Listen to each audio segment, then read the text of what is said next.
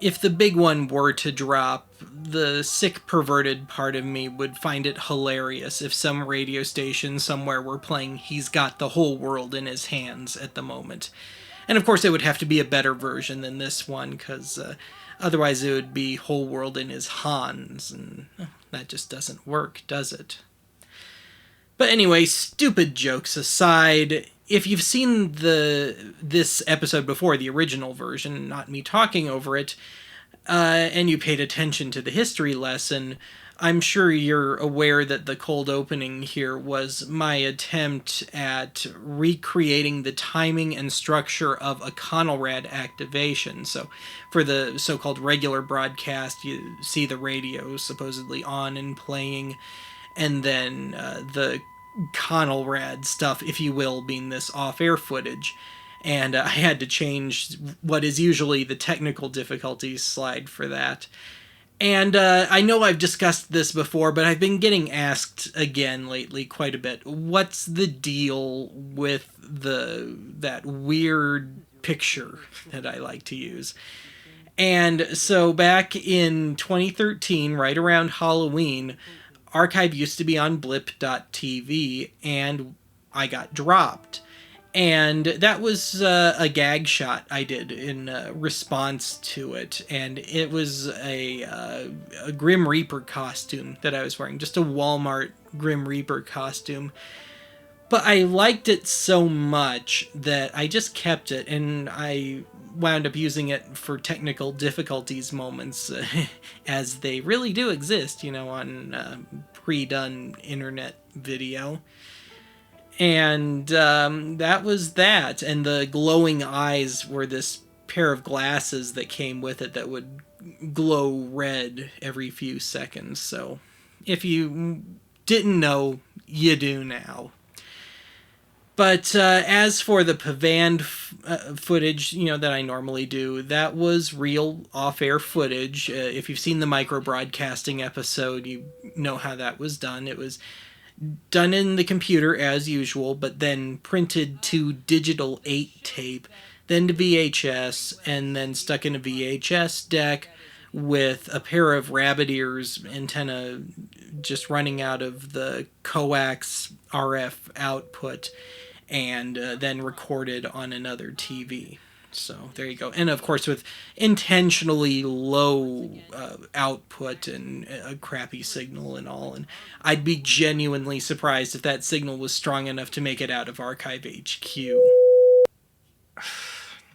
So I just realized I haven't done my customary opening for one of these commentaries yet, so here goes. Ben here from the archive, who else? And this is episode number 111 of Oddity Archive. And this is on Conelrad, and it was also the Halloween special for 2016. So, given my timing for the recording and release of this, it must be that magic time of year again.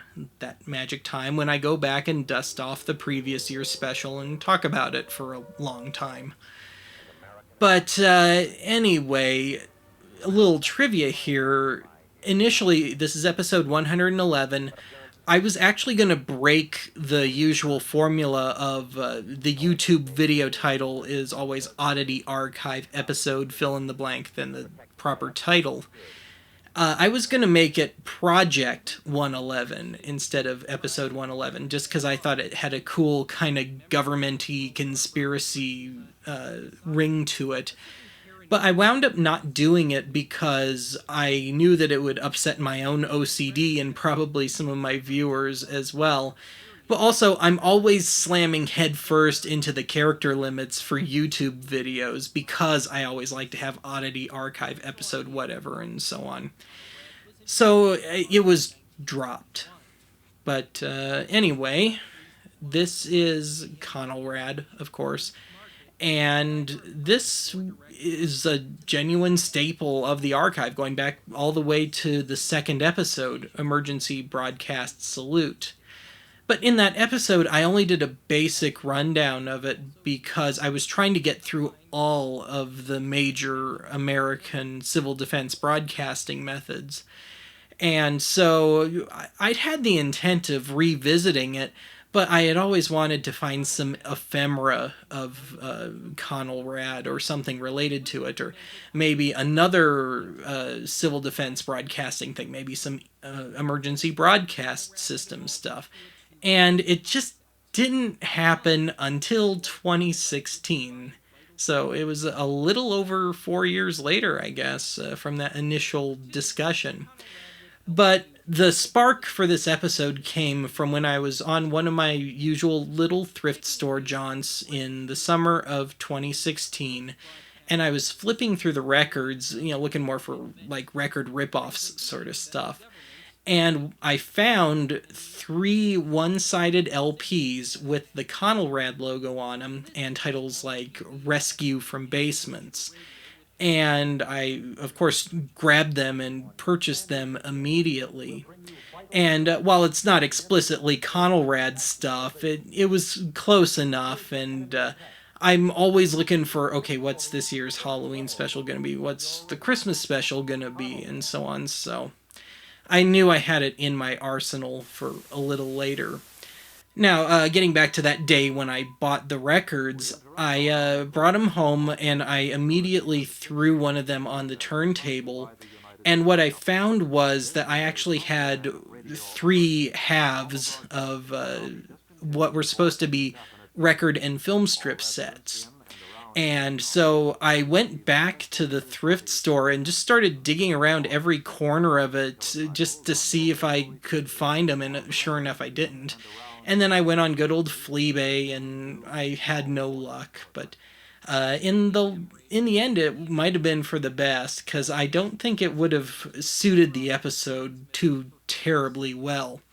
And I say this because more recently, a viewer brought it to my attention that somebody on YouTube already had the records and film strips together and had posted them well before I did this episode.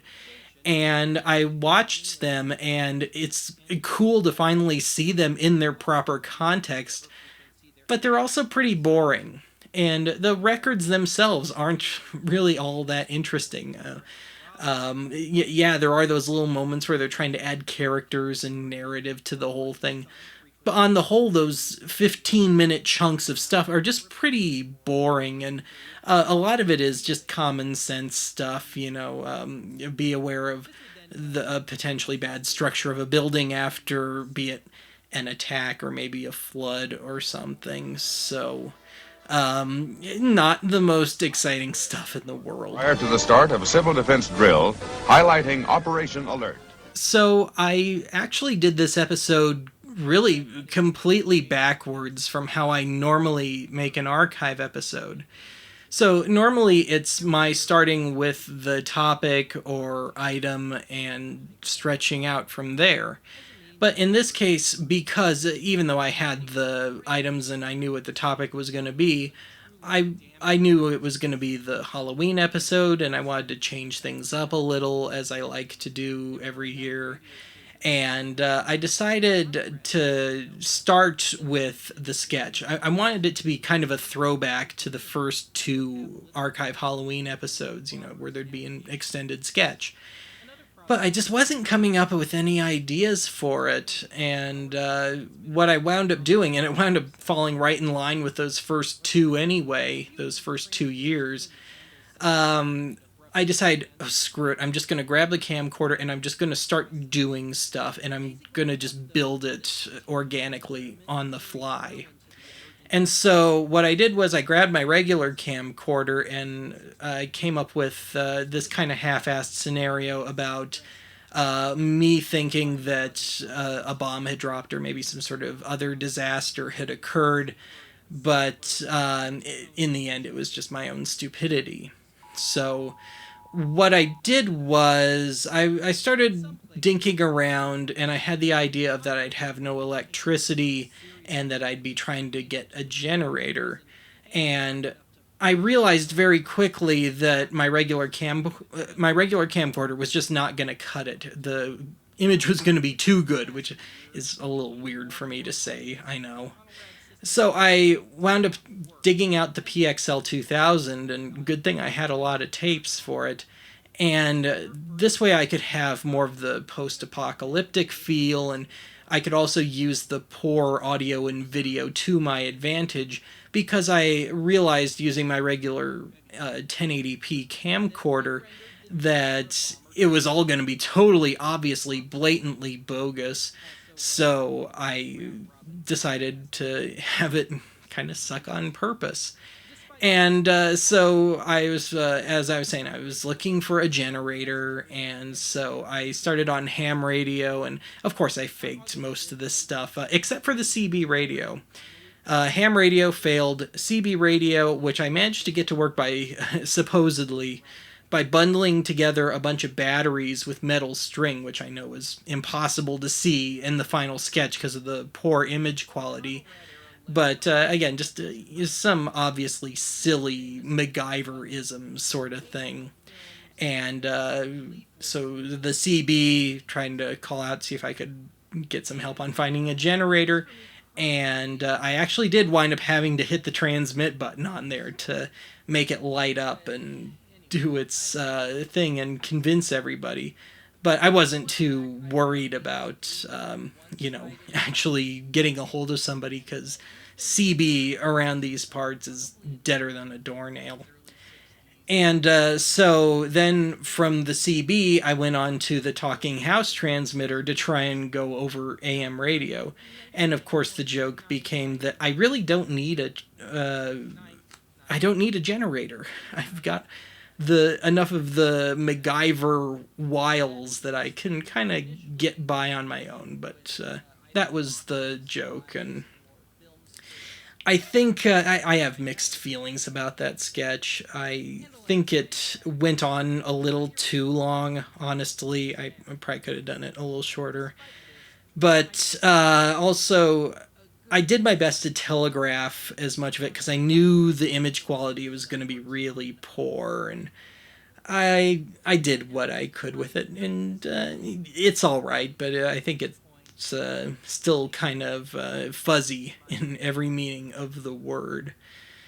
And so, but once I got that sketch, I went back and transferred all the PXL footage, and I just extracted those little moments where it kind of worked and stitched it into a narrative. And then I decided I needed a topper. I needed somewhere for this to really go, because even though the sketch ends with it just turns out I haven't paid my electric bill, I felt like, this is archive, it's the Halloween special, I can afford to go a little weirder. So what I came up with was, and I wound up not doing it until I did the final episode, the box segments and all, was that maybe something really did happen and it mutated me, and it's now I've suddenly turned into this freak with a Rejuveneek mask for a face and blonde hair. And that in and of itself was a throwback callback to a previous the 2014 archive Halloween episode on the Rejuveneek, in which the final joke was that it turned me into Linda Evans, who had hosted the tutorial tape for the Rejuveneek. So in this case, I was this mutated kind of pseudo Linda Evans thing, and I found that wearing the mask with the wig, I could flip the hair up and kind of make a fake hairline out of it, and I just decided to go with that. And then also, when I finally made the episode, I dropped a little hint that it was gonna just be all one great gag from that point out. I said during the final box segment that I've got one more box segment to do. Oh, great. So that's how all that happened. At least a natural disaster, Everybody's... Now, the montage segment, which is just about to start here, strangely enough, this was the most difficult and time-consuming part of the episode.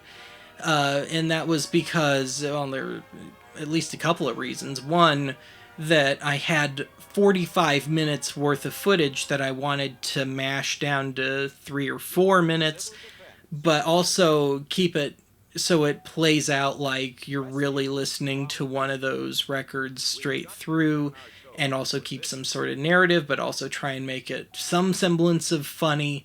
And so that was me kind of just having to play mad scientist with the audio, and in some cases even stitching sentences together just to tie little bits together and make that whole package. And then when I had to go and edit the images, I knew I was going to have to lean pretty heavily on Conelrad.com. But even that only took me so far. And then I just started looking for period appropriate pictures and topically appropriate stuff. And that only took me so far.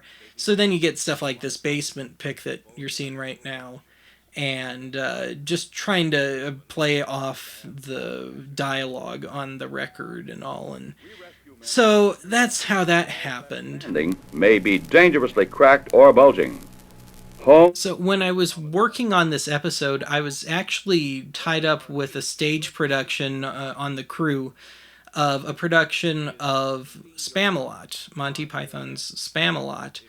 And I was with it for about a month, and I think it took me about 3 weeks to make this episode, all of which I was also on that crew. And it was one of those shows where it was more consuming doing that than making archive. Some drama on the set amongst the cast, and, just kind of the usual crap in theater. And so I had to go back and rewatch this episode a couple of times and really think about it, and go back and look through the Pro Tools files and kind of look back on it and see what I was doing. And I'm happy to say that this episode's better than I remembered, because I felt like when I did this, I do remember this much, that the episode was done more on craftsmanship and also just on faith than anything else. But for the most part, I think it's held up surprisingly well. As I've said, the sketch might have been a little too long, but on the whole. Now, as for the reaction to this episode at the time, sometimes I just know that an episode is going to get more hits, and it's usually more because of the subject matter, as in stuff that people have actually heard of.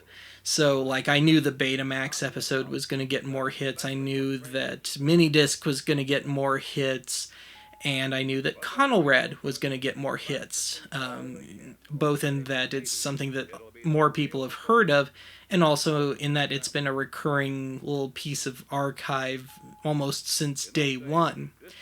And as such, unsurprisingly, in terms of view count, at least in the short term, it completely blew away any of the other Halloween specials. But usually the Halloween episodes I tend to hear about fairly steadily afterwards, and this one just dropped right off. So, make of that what you will. But part of me can't help but wonder, with in the year since I made this, with North Korea and all, if this stuff isn't going to make a rather unfortunate comeback. But anyway, there was one part of the reaction to this episode that I genuinely did not expect, and I should have seen it coming. It was so obvious.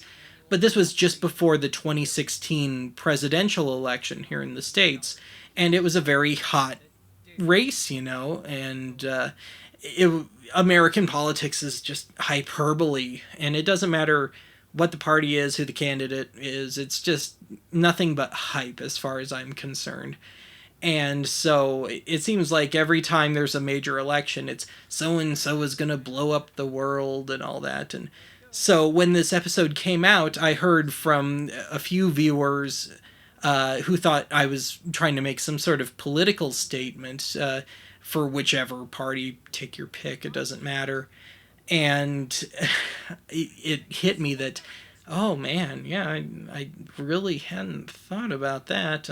I really was just trying to make a more standard archive Halloween episode, and I was just trying to have a little fun and get back to how I had done them initially, and just a little bit of granted slightly bizarre nostalgia. I mean, I might be the only one that has any kind of soft spot for some of this subject matter, but whatever. Anyway, how apt in some way that I have yet to figure out that I run out of things to say about this episode just as we get to the sketch that I have been blabbing about for half this commentary. But, what you gonna do? So anyway, maybe you'll just want to go back and rewatch the original episode without my commentary, and you can hopefully see it in a new light now. But otherwise, that's all I've got to say about this one. Thanks for listening, and I will see you again soon. I think it's time that I brought out something I hoped to God I would never have to